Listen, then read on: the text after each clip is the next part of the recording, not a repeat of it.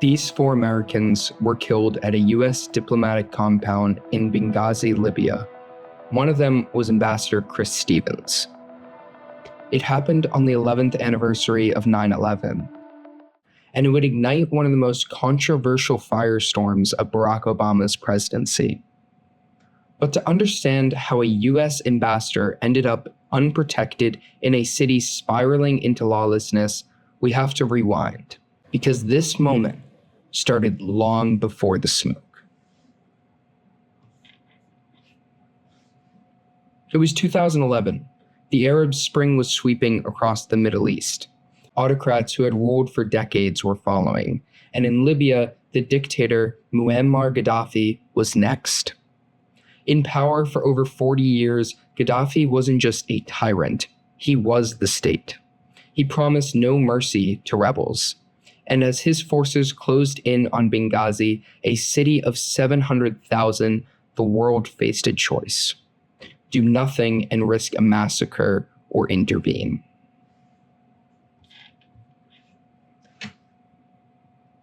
Obama made the call.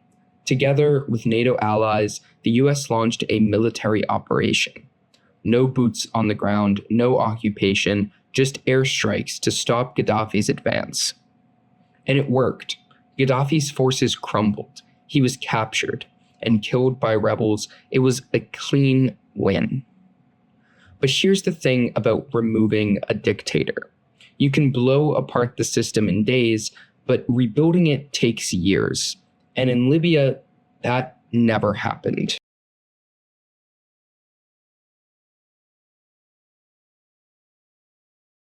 The country splintered. There was no central government, no army, just power vacuums.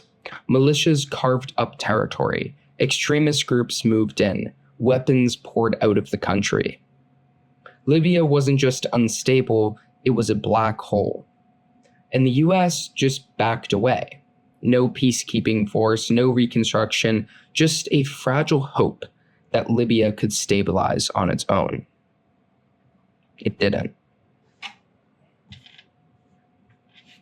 By 2012, Libya was spiraling, but America still had people on the ground. Ambassador Chris Stevens was one of them. Stevens wasn't just any diplomat.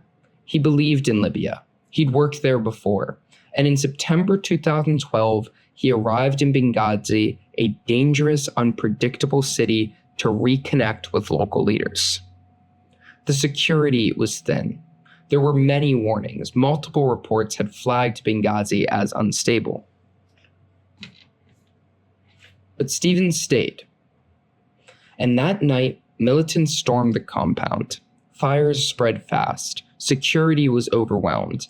By the morning, 4 Americans were dead. In Washington, Benghazi exploded into political warfare. Republicans accused the White House of negligence. Democrats called it a tragedy, not scandal. There were hearings, leaked emails, and a political price that would echo into the next election. But lost in the noise was the original question: how did Libya collapse so quickly? Years later, when asked about his biggest foreign policy mistake, Obama didn't say Iraq, he didn't say Syria, he said Libya. What he considers his worst mistake as president? Probably failing to plan for the day after what I think was the right thing to do in intervening in Libya.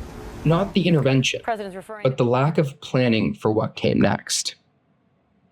And now here we are over a decade later. Libya is still unstable, still divided, and the cost wasn't just geopolitics, it was personal.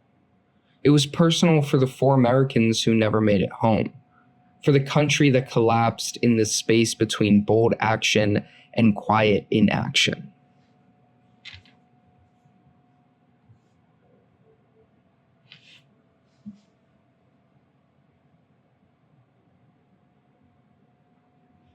The case of Benghazi and Libya is very important. It's a reminder that foreign policy doesn't end when the war does.